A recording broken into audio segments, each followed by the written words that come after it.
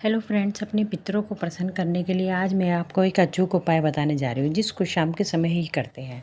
शाम के अभी 7 बजे हैं। मैं मंदिर के अंदर आसन बिछाकर बैठ गई हूँ। मैंने भगवान की जोत बत्ती करी और घंटी बजाकर उनका अच्छे से स्मरण किया। और उनके लिए मैं क्या क्या नैवेद्य रखूँगी ये भी मैं आपको दिखाऊँगी। और उसके बाद पूजा में क्या क्या रखते हैं, सबसे पहले तो आप ये मेरी देखिए स्टोरेज बॉक्स। ये मैं इसका प्रमोशन नहीं कर रही, पर मैं आपको बता रही हूँ कि ये सबसे इजी कैरी करने के लिए सामान बिल्कुल ठीक रहती है। जब भी मंदिर का सामान होता है इधर उधर ढूंढने से अच्छा आप साथ में ही ऐसे बॉक्सेस वाला एक कैरी सामान कैरी करने के लिए एक बॉक्स ले लें, जिसमें मैंने सारी अगरबत्तियाँ, धूप बत्ती, तेल, दीप, धूप सब रख रखी हैं।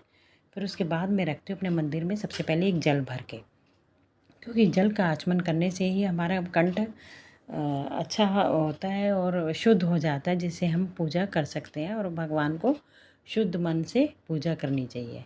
तो फिर सेकेंडली मैं अब आपको दिखा रही हूँ कि मैंने अपने भगवान के लिए नैवेद्य में क्या क्या रखा है। सबसे पहले तो मैंने आपका जल का आचमन करके अपना कंठ को बिल्कुल शुद्ध कर लिया है, ताकि मैं जो भी वचन बोलूँ भगवान के आगे साफ़ वाणी, साफ़ मन, साफ़ जीवा से बोलूँ। सेकेंडली ये मैंने भगवान के लिए प्रसाद रखा है, नैवेद्य। इसमें एक बालूशाही और एक है इमरती, जो घर में आई हुई थी। सबसे पहले हम भगवान को अर्पण करते हैं। अब मैं आपको दिखा रही हूँ कि मेन हम कैसे भगवान के लिए कैसे अचूक उपाय करते हैं। ये अचूक उपाय मंगलवार और शनिवार के दिन करते हैं, जिससे घर में सारे अच्छा वातावरण रहता है और बुरी बलाएं बाहर निकल जाती हैं। तो सबसे पहले मैं एक धूप लेती हूँ, जिसको हाथ से फैलाकर उसके अंदर एक जोत का कपूर रख देती हूँ। उसको फिर मैं आपको दिखा रही हूँ। फिर मैं एक लौंग का जोड़ा लेती हूँ, जो उसी के अंदर रख देती हूँ। जब दिए के अंदर रख देती हूँ, फिर मैं एक बताशा लेती हूँ मिष्ठान के लिए, जो हमारे पितरों को बहुत प्रसन्न होता है और सफ़ेद रंग का प्रसाद होता है, उसे ज़रूर चढ़ाना चाहिए। तो आप भी चढ़ाइएगा, मैं आपको दिखा रही हूँ। फिर मैं लेती हूँ काले तिल। काले तिल चाहे थोड़े से लीजिए, एक चुटकी भर, लेकिन अपने पितरों को प्रसन्न करने के लिए काले तिल पूजा में सबसे ज़्यादा शुद्ध माने गए हैं, तो मैं वो भी उसमें डाल लेती हूँ। फिर मैं लेती हूँ घर के दोष बुरी बलाएँ को दूर करने के लिए पीली सरसों। पीली सरसों भी बहुत शुद्ध होती है, नज़र दोष दूर करती है, घर में सुख शांति रहती है, लड़ाई का माहौल नहीं रहता और घर में धन के स्रोत खुलते रहते हैं। तो इसलिए पीली सरसों भी ज़रूर लेती हूँ।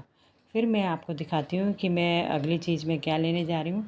तो मैंने लिया है इसमें से एक तेज पत्ता और उसके बाद मैंने लिया ये लकड़ी का टुकड़ा, जो भी इसको कहते हैं गरम मसाले में, सॉरी मुझे नाम याद नहीं आ रहा। इसको भी हम जलाते हैं अच्छे से, ताकि घर की बुरी बलाएं इसके साथ जलकर निकल जाती हैं और इसका जो धुआं जाता है उससे घर में एकदम स्वच्छ शांत हो जाता है, अच्छा हो जाता है वातावरण और घर के सारे नज़र दोष दूर हो जाते हैं। अब ये तैयार हो गया मेरा एक दीपक, इसको मैं जलाऊंगी।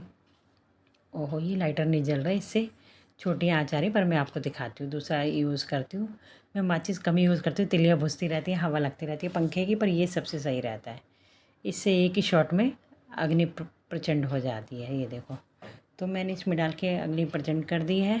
अब मैं इससे भगवान जी को सबसे पहले अर्पण कर रही हूँ, इसका धुआं, इसका वो जो भी हो, ताकि घर में शुद्धि रहे भगवान जी के पास भी। तो आपको दिखा रही हूँ, आपके लिए भी ईजी रहेगा। फिर उसके बाद पूजा करने के बाद पूरे घर में धुलाने के बाद मैं तुलसी में दिया जलाती हूँ। फिर थोड़ी सी आरती करके दिए को, शाम के समय अंधेरा भी होने वाला है, 7 सवा 7 का वक्त हो गया, तो मैं यहाँ रख